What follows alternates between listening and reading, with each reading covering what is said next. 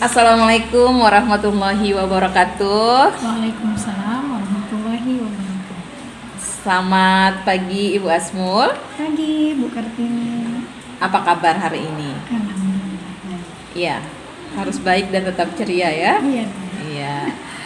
Jadi begini, sebelum kita melakukan kegiatan observasi di kelas, ya, sebelumnya saya akan melakukan kegiatan pra-observasi terlebih dahulu. Jadi ada beberapa pertanyaan yang saya ajukan untuk kegiatan pra-observasi kali ini.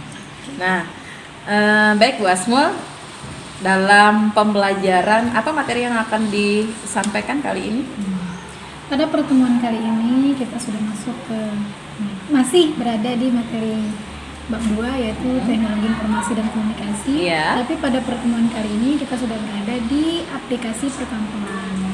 Oke. Untuk pertemuan hari ini kita akan belajar tentang aplikasi Microsoft Office PowerPoint. Oke. Melanjutkan yang sebelumnya dari Word, Excel, terakhir sekarang di Oke, baik. Nah, untuk tujuan pembelajarannya.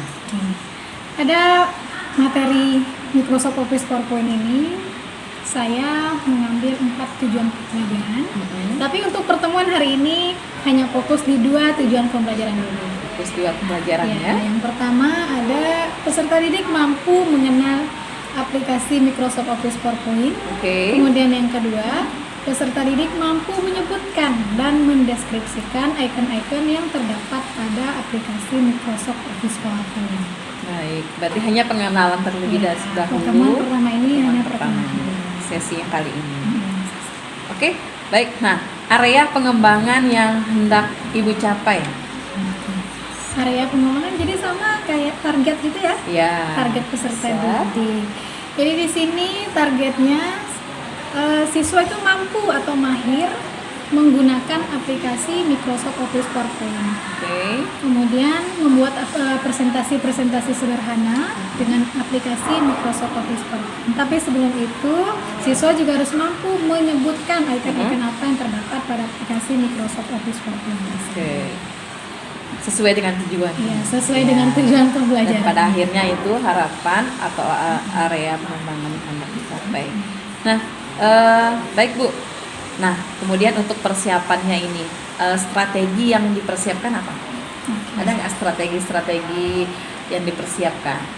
Strategi yang dipersiapkan, yang pertama kita sesuaikan dulu sama materi, kemudian sarana dan prasarana yang ada di sekolah.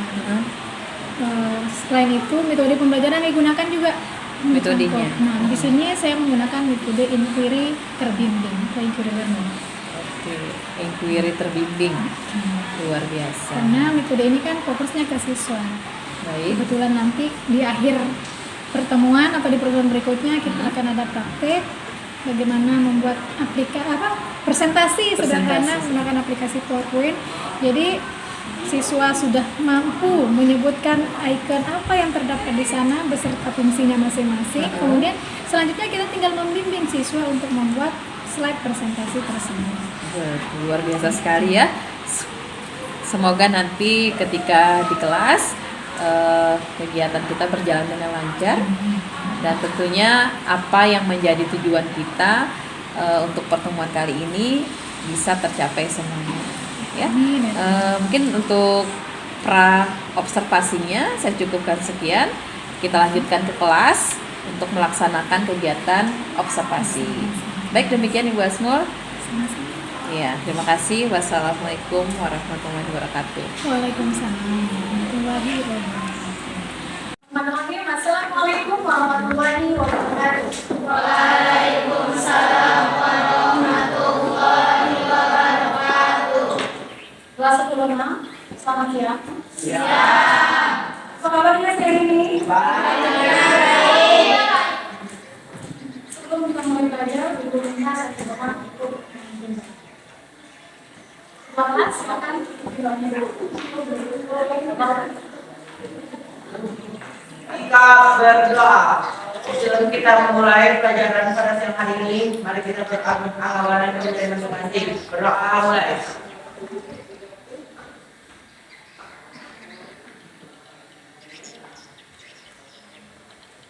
Berdoa selesai. Pada Ibu Guru beri salam.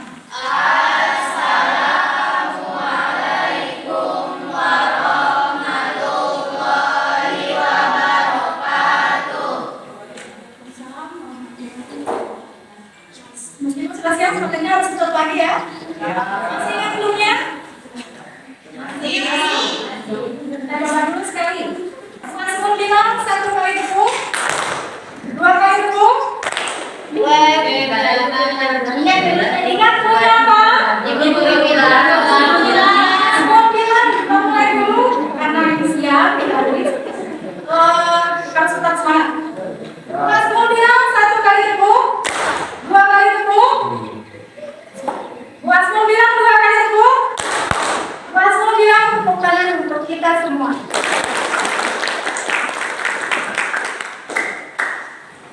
Untuk absen dulu yang disebutkan namanya, jangan lupa angkat tangan lalu bilang hadir. Adrian Afriansyah. Apresi. Agus. Yanu. Simulasi. Sosialisasi. Aldi. Andika Pratama Barber. Anuga. Hadir. Agus. Microsoft Office Excel itu dipakai untuk apa? Ya kan, Gus? Jangan kayaknya Gus sama aku. Susanti. Temannya Nenek. Mana Susanti? Microsoft Office Excel itu dipakai untuk apa? Fungsi utama daripada Microsoft Office Excel. Mengolah data. Mengolah data. Yang lain? Mengolah data. Salah satu fungsinya adalah dipakai untuk menghitung nilai tertinggi.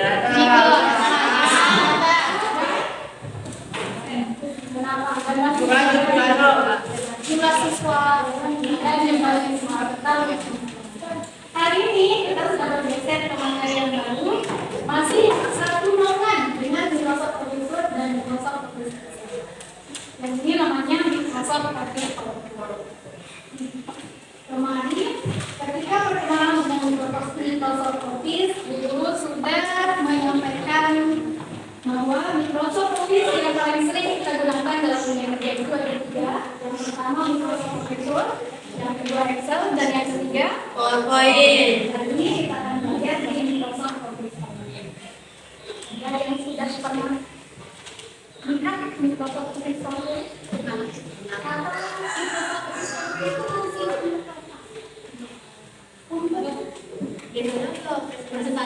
untuk membuat presentasi.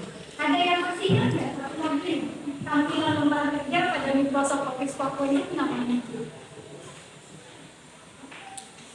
Kalau di Microsoft Office Word, tampilan lembar kerjanya page, lembar kerja atau halaman utama pada Microsoft Office PowerPoint namanya slide. Di sini akan ada video yang menurut saya kaitannya dengan pengenalan Microsoft Office PowerPoint. Silakan disimak videonya. Karena setelah video ini nanti akan ada aktivitas yang kaitannya dengan video yang lain.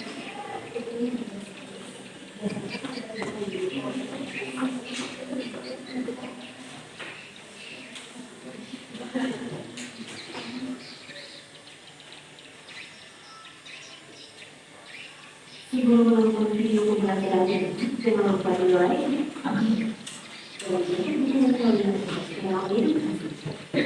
Pada video kali ini, saya akan menjelaskan mengenai penggunaan Microsoft PowerPoint. Nah, seperti yang kita ketahui, bahwa Microsoft Office PowerPoint atau PowerPoint adalah sebuah program komputer untuk presentasi yang dikembangkan oleh Microsoft di dalam paket aplikasi kantoran mereka. Microsoft Office, selain Microsoft Word, Excel, Access, dan beberapa program lainnya. Aplikasi ini sangat banyak digunakan apalagi oleh orang perkantoran dan bisnis para pendidik, siswa, dan sebagainya. Nah, di sini mari kita membuka aplikasi PowerPoint.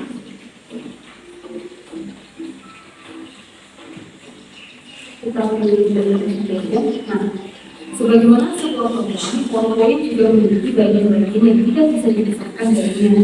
Berikut bagian-bagian berupa PowerPoint dan penjelasan secara lengkap. Untuk menu pertama, kita akan melihat yaitu tombol Office. Nah, tombol Office ini adalah tombol-tombol yang dipakai dalam mengakses perintah dasar yang berhubungan dengan dokumen. Di sini ada menu mulai dari menu info sampai menu action. Nah, di sini menu yang dasar yang biasa kita gunakan yaitu menu Excel. Microsoft Office PowerPoint juga mempunyai menu utama yaitu ada menu form. Di sini ada menu lagi, ada clipboard, ada slides, ada form, paragraph, drawing, dan editing. Kemudian ada menu insert, ada image, illustration, aplikasi, link, comment, text, dan simbol, dan media lainnya. Kemudian ada menu design, kemudian ada menu transition, ada menu animation, slideshow, review, view, dan iScreen Sheet 8. Nah, selanjutnya untuk title bar. Nah, title bar ini sama dengan Microsoft Office lainnya. Title bar ini adalah nama file dokumen yang sedang dibuka. Nah, di sini kebetulan untuk file ini saya belum memberikan nama. Jadi di sini masih title barnya masih tertulis Presentation 1 Microsoft PowerPoint. Jadi seperti itu. Kemudian untuk menu berikutnya yaitu menu ribbon. Menu ribbon adalah menu yang terletak dari perintah-perintah.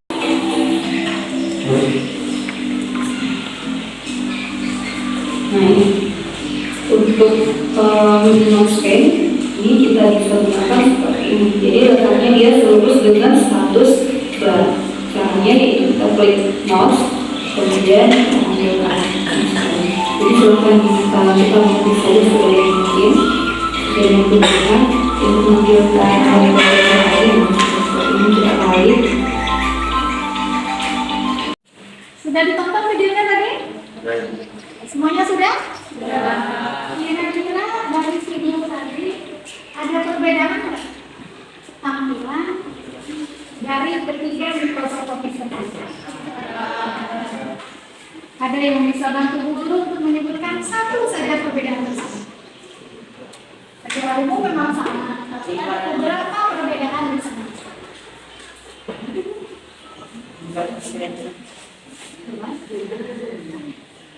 Hingga mungkin apa perbedaan yang Indra temukan pada Microsoft Office PowerPoint? Lembar aplikasi.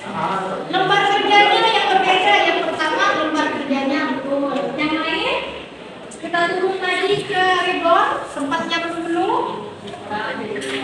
Ada perbedaan juga di sana.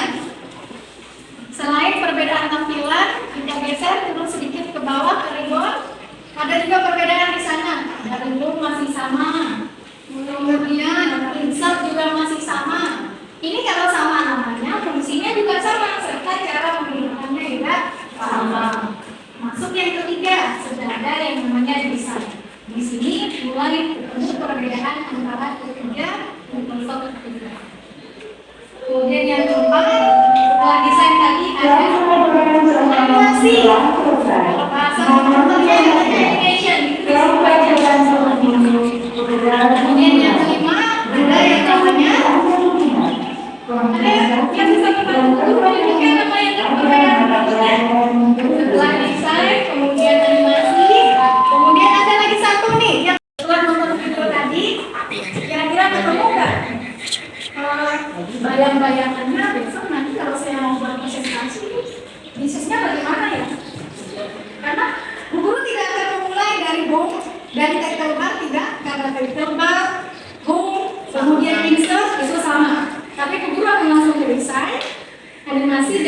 sisi ada rebornya, karena di situ perbedaan. Seperti di Excel kemarin, tidak akan kita ulang dari home dan insert, tapi langsung ke formula. Di sini juga demikian, tidak akan kita ulang dari home dan insert, tapi kita akan langsung loncat ke transisi, animasi, dan desain.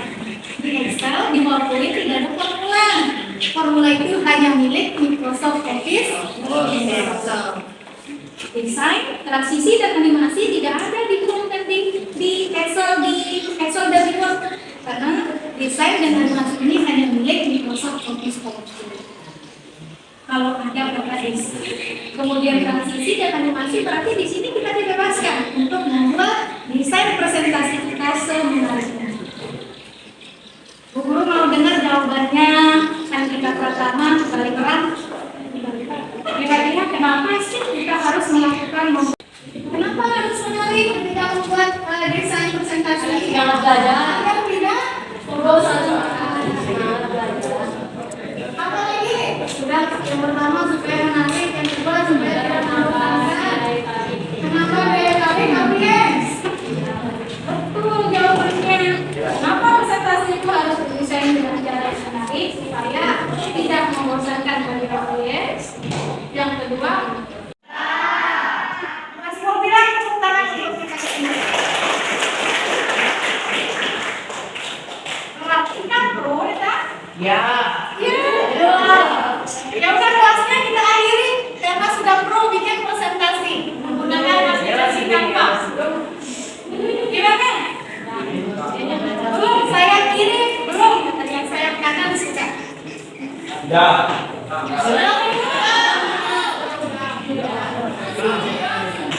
Jadi ada aplikasi yang bisa kita pakai untuk membuat desain menarik. Beberapa aplikasi yang bisa kita pakai untuk membuat desain. Salah satunya adalah Microsoft Office PowerPoint ini. Ini yang paling mudah, serta ini yang terjangkau. Maka buku yang terjangkau karena menggunakan PowerPoint ini tidak perlu ada sambungan internetnya. Pokoknya 1, 2, 3, 4, 5. Kita mulai dari nengah. Dari kelompoknya apresi 1, 2, 3.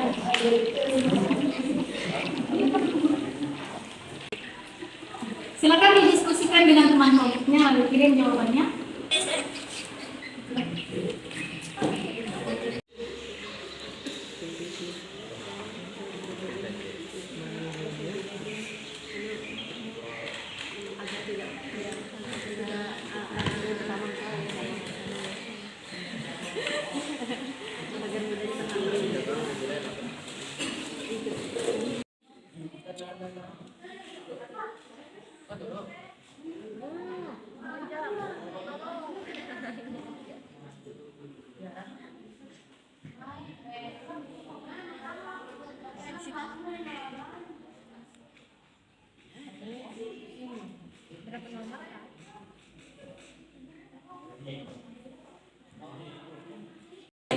Saya kedua.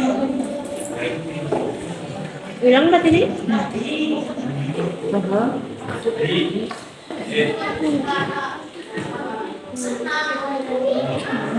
Terus nama? Nama jelas ya? Jangan nama panggilan.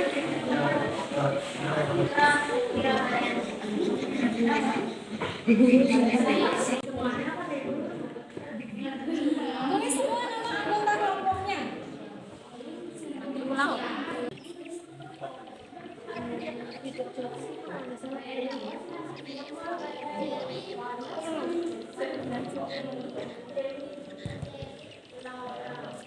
Itu tadi ini dijelaskan pada video yang pertama fiturnya mulai dari terbang.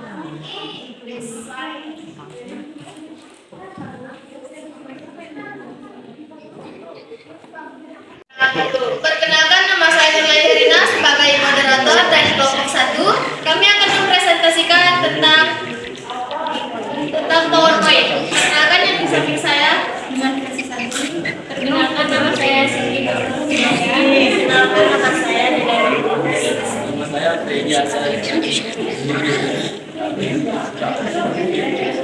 Saya bertanya pertanyaan dari apa saja fitur yang dibahas oleh PowerPoint. Yang pertama, status bar, kontrol, dan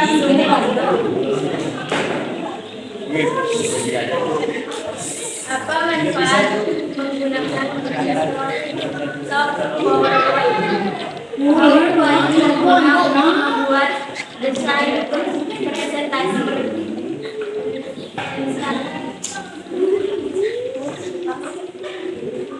Saya akan menjawab apa manfaat dari menggunakan desain dan multimedia dalam presentasi, menambah pengetahuan dan penggunaan bisa berinteraksi dalam program komputer. Baik, sekian hasil kerja kelompok kami dari kelompok 1. Kita tutup presentasinya. Terima kasih atas perhatiannya. Wassalamualaikum warahmatullahi wabarakatuh. Waalaikumsalam warahmatullahi wabarakatuh.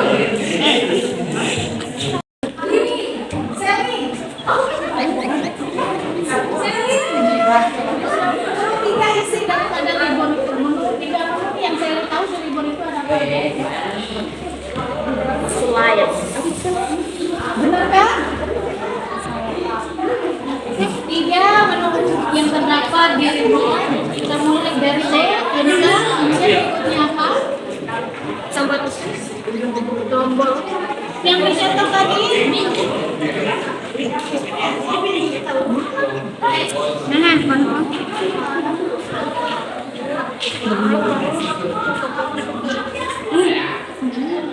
Ke menu PowerPoint. Nggak usah malu-malu.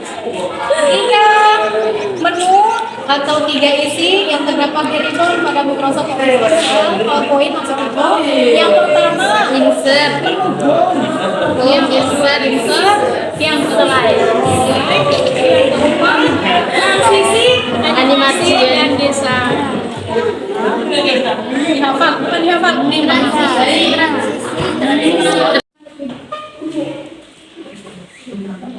sebelum diakhiri kelasnya, silakan berdoa dulu dan siap-siap untuk melaksanakan ibadah sholat zuhur yang bagi yang melaksanakannya.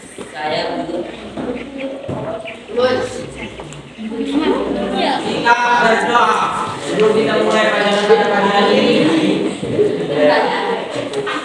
Kita berdoa sebelum kita mengakhiri pelajaran pada sore hari ini.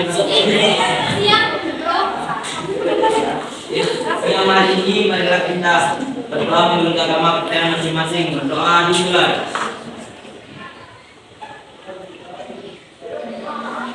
Berdoa selesai. Guru salam.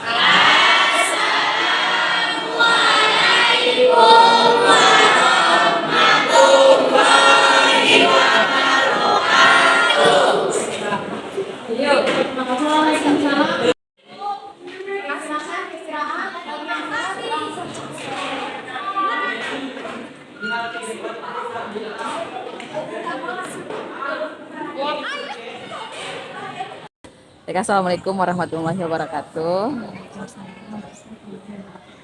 Pada hari ini saya akan melakukan kegiatan pasca observasi CGP Angkatan 9, memenuhi tugas CGP saya. Dan pada kesempatan hari ini hadir bersama kita pengajar praktik yaitu Bapak Muhammad Timbul Adi Putra SPDI. Dan yang akan saya observasi pada hari ini adalah Ibu Asmulyanti. Baik, apa kabar Ibu Asmul? Alhamdulillah, kabar baik ini sehat. Iya, kita sudah melakukan observasi, itu sudah kita lakukan. Kemudian kali ini pada tahap ini kita akan melaksanakan kegiatan yaitu pasca observasi. Tentunya Ibu Asmul sehat-sehat saja ya. Dan pelajaran ketiga segera dimulai. Rilekskan diri Anda sejenak. Bagaimana pendapat dan Ibu tetap setelah fokus pada mata pelajaran berikutnya. pelajaran tersebut?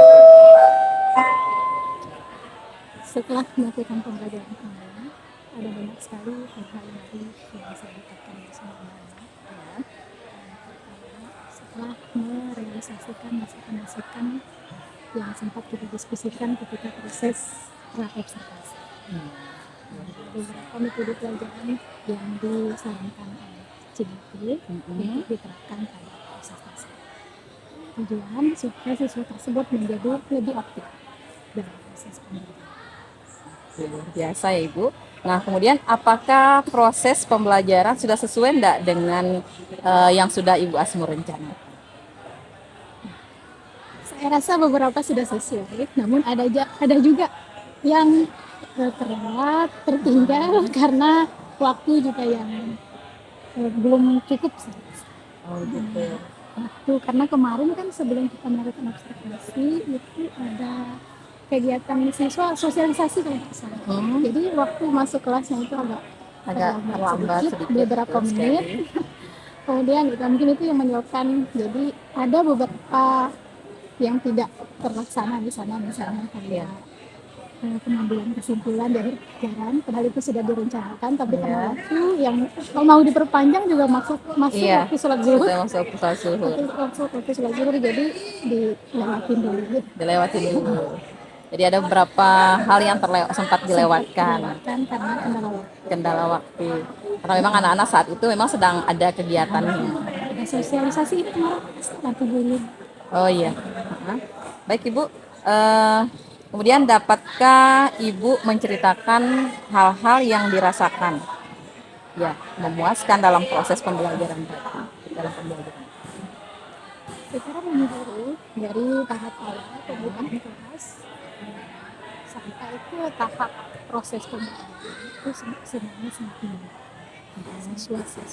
Siswa-siswi menjadi praktik. Kemudian materi-materi yang disajikan juga karena informatika merupakan pelajaran baru. Iya betul. Baru di lingkungan sekolah, akan tetapi siswa sudah sangat dekat dengan pelajaran tersebut. Luar biasa ya. Karena kan sekarang anak-anak kita mungkin di rumah nggak punya laptop, tapi dunianya sudah sangat erat dengan handphone. Handphone sama laptop itu Hampir nyaris sama. sama. Gitu ya. Baik Ibu. Nah kemudian bagaimana perkiraan Ibu mengenai ketercapaian tujuan pembelajaran? Kita berbicara tentang tujuan. Ketercapaiannya.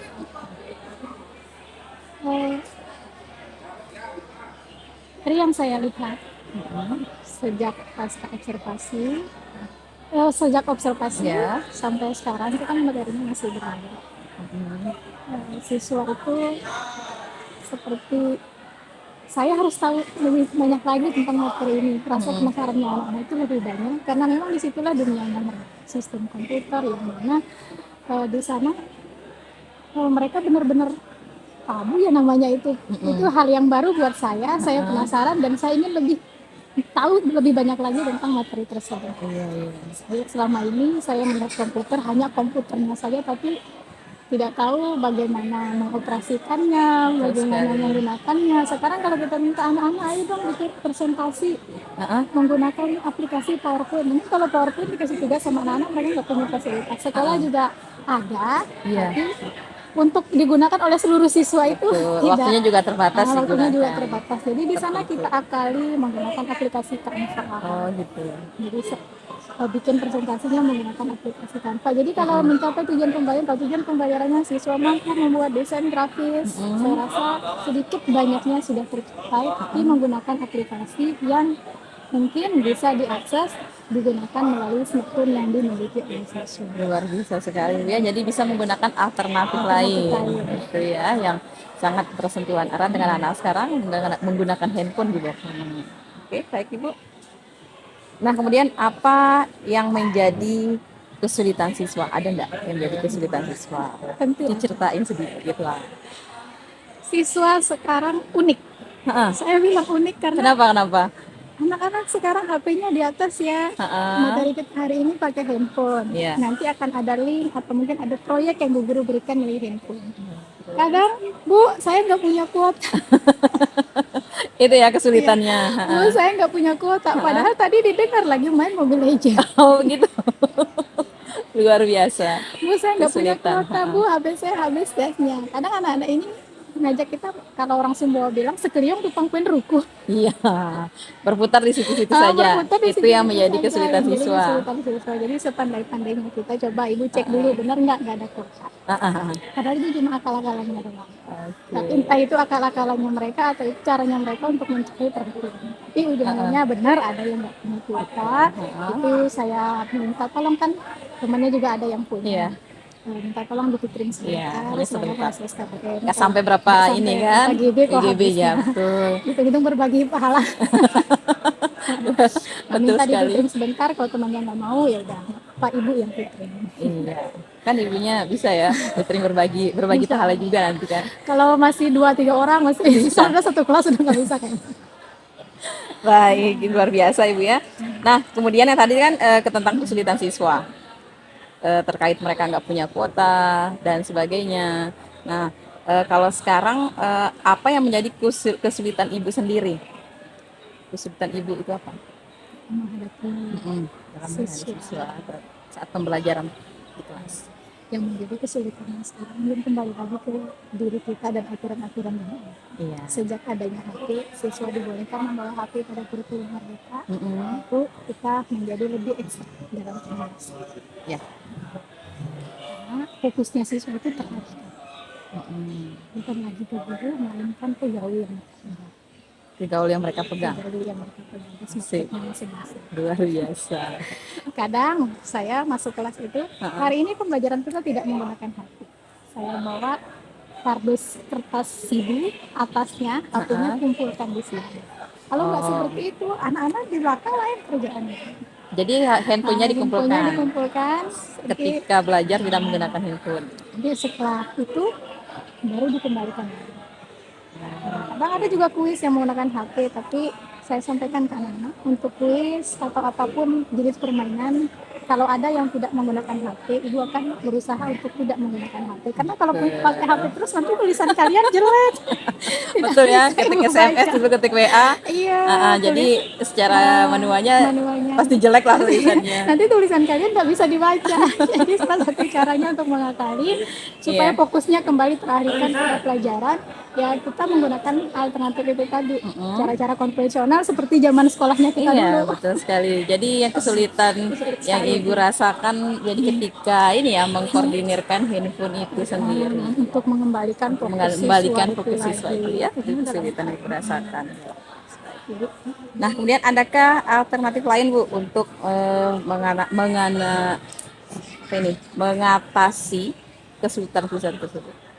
Alternatif lain selain mengumpulkan handphone itu, bahkan dimasukkan ke dalam ke dalam bungkusnya kertas.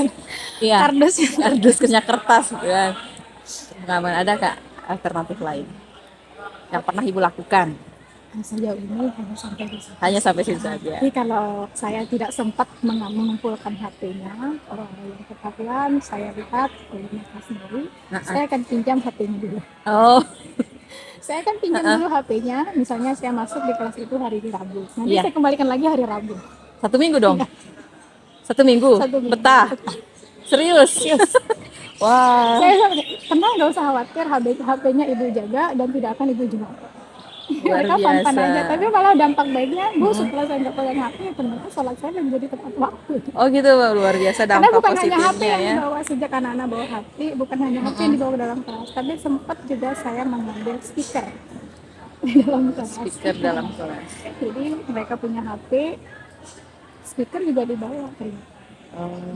Jadi sempat saya ambil, apapun alasannya, kalau yang itu untuk pelajaran pinjam dulu ke ibu, nanti ambil lagi, nanti kembalikan lagi setelah proses belajar yang bersangkutan menggunakan HP. Itu hanya, saya rasa kalau memang itu salah, mungkin saya juga butuh masukan dari teman-teman, tapi sejauh ini belum ada yang menyampaikan itu salah.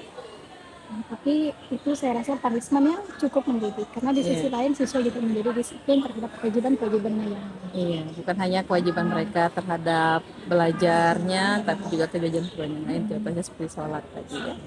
Terus biasanya kan anak-anak juga mengatasnamakan orang tuanya yang baik, dia tidak masuk sekolah. Tapi setelah HP-nya tidak di dia, kalau memang benar-benar dia sakit, betul orang tuanya yang menghubungi. Luar biasa Ibu Asma. Nah, eh, baik Ibu, bisa nggak diidentifikasi hal-hal yang telah mantap dan hal yang perlu peningkatan? Jadi berdasarkan kegiatan yang baru saja Ibu lakukan dalam pembelajaran. Yang dirasakan sudah mantap. dirasa sudah Mm-mm. sejauh ini mungkin karena siswanya sama kayak saya. Siswanya sama besar sama Ibu ya. Siswanya Oke. sama besar dengan saya, kemudian Lebih ini juga lah Ibu lebih gurunya relax lebih jadinya. lebih kelihatan imut ibunya juga kayaknya. Gimana Bu? Saya rasa yang lebih mantap untuk sebelum memulai pelajaran adalah bagaimana cara kita untuk mencuri hati siswa tersebut. Iya. Mungkin dengan memberikan satu atau dua pertanyaan yang ngena di hatinya. Seperti Contoh, Bu, anak-anak kalau lihat dulu kondisinya, misalnya anak-anaknya nggak rapi, malam jadwal saya di informatika dari kelas 10 sampai 10.7 itu jadwalnya setelah istirahat sore. Iya. Jadi kondisi anak-anak saat itu sudah Betul sekali. urak-urakan, sudah nggak rapi. Jadi dia dulu kondisinya. Sudah panas-panasan, Sudah gerah. sudah lapar. Iya. Lihat kondisinya. Sebelum kita mulai belajar, ibu mau memeriksa dulu, meriksa kegantengan dan kecantikan. Nah, Maksudnya di sana mau meriksa kerapian siswa. Siswa laki-laki biasanya nenteng sepatu, itu disuruh pakai sepatu dulu.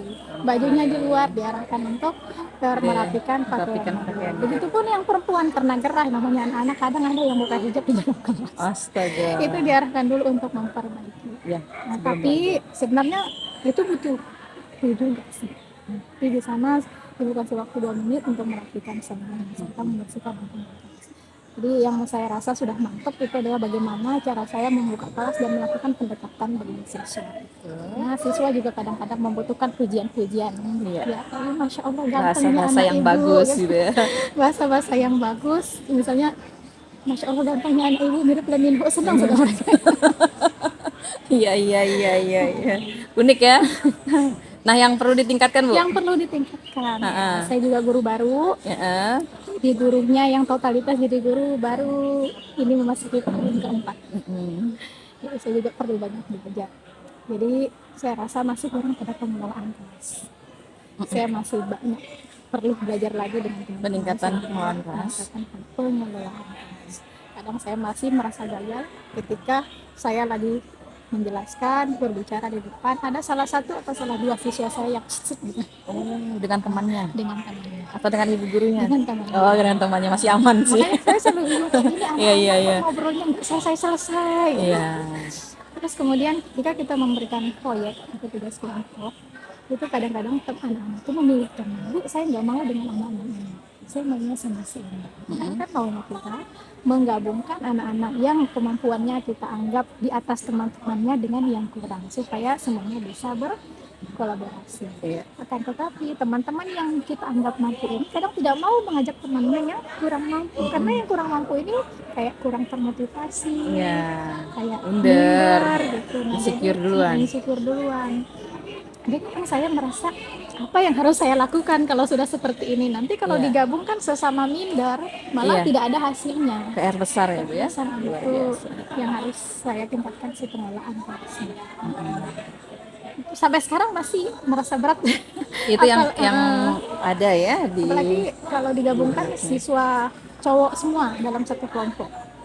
Kan biasanya kita bagi kelompok itu pakai sistem yang berhitung 1, 2, 3, 4, 5. Iya. Nanti 1, 2, 3, 4, 5 kadang secara alami alami. terjadi yang cowok gabung sama cowok semua, itu yang mereka tidak terima. Bu, kalau kita sama-sama cowok nanti nggak ada yang nggak ada yang mengerjakan. kerjakan. Berarti yang diandalkan ceweknya. Yang ceweknya. Makanya kadang bingung juga ini cowok-cowok mentalnya kemana. Oke, baik. Nah, Ibu, dengan demikian, apa yang akan Ibu lakukan untuk pertemuan berikutnya? Kira-kira untuk pertemuan berikutnya dari proses pembelajaran tersebut terkait kendala-kendala yang pernah dihadapi itu, apa yang harus diperbaiki? Untuk saya rasa saya mesti belajar lagi dengan teman-teman saya. Saya ingin mencoba menerapkan di pembelajaran berdiferensiasi itu. Iya. Sejauh ini saya belum pernah coba soalnya. Iya. Pasti harus coba karena Pasti harus kurikulumnya coba. ini ya. Karena saya dengar cerita-cerita dari teman-teman yang sudah mencoba, pembelajaran berproses itu asik karena Betul benar-benar sekali. di sana kita arahkan siswa sesuai dengan minat dan cara belajarnya mereka masing-masing. Iya. Jadi untuk sekarang itu yang sedang saya rancang untuk pembelajaran berikutnya menggunakan metode pembelajaran berproses tersebut. Karena sejauh ini kita menggunakan PBL, yaitu tadi kendalanya diskusi PBL, kita minder dengan kemampuannya masing-masing nggak digabungkan juga seperti itu. Jadi mungkin sekarang akan mencoba untuk memperbaiki Iya. yang sudah lalu itu dengan cara mencoba untuk menerapkan pembelajaran berproses sambil terus berdiskusi Iya. dengan teman-teman yang lebih senior. Betul. Jadi itu satu harapan ya. Baik, untuk pertanyaan ringkas saya ini, kalau menurut Ibu Asma sendiri, poin 1 sampai 10 untuk menilai diri sendiri itu berapa ya? Angka berapa ya? Yang pas untuk menilai diri kita sendiri 7,5/10. 7, berapa? 7,5 per 10. Wow. Sedikit lagi, Bu. berarti harus ada peningkatan. Kalau untuk ditingkatkan berapa? Minimal berapa? Maksimal berapa? Minimal naik ke 8,5 Ke sampai naiknya 8,5. 1. Naiknya 1. Luar biasa. Ya, Ibu Asmo, terima kasih atas waktu dan kesempatannya. Kita melaksanakan pasca observasi pada hari ini dengan sangat luar biasa. Semoga apa yang menjadi harapan Ibu Asmo, apa yang menjadi harapan kita semua bisa terlaksanakan dengan baik. Terima kasih. Ya, wassalamualaikum warahmatullahi wabarakatuh. Waalaikumsalam warahmatullahi wabarakatuh.